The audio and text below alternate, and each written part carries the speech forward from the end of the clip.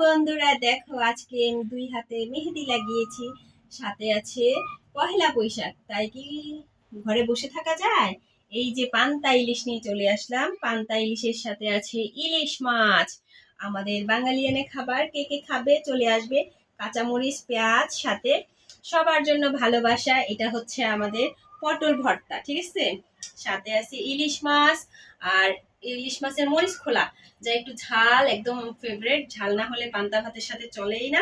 সবাই চলে আসবে আর আমি খাচ্ছি, সবাই একটু দেখো কেমন লাগে খেতে। মজা হলে অবশ্যই আমার বাড়িতে আসবেন পান্তা ইলিশ মাছ খেতে। সবার জন্য ভালোবাসা অবিরাম। অসাধারণ, অসাধারণ খেতে। সাথে কাঁচামরিচ হলে আর কিছুই লাগে না।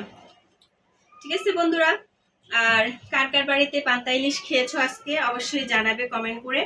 আমরা তো খাই পান্তা ইলিশ ছাড়া, আমাদের পহেলা বৈশাখ মনে হয় ফিকে ফিকে মনে হয়। ঠিক আছে, মনে হয় যে শুকনা মরিচের মতো।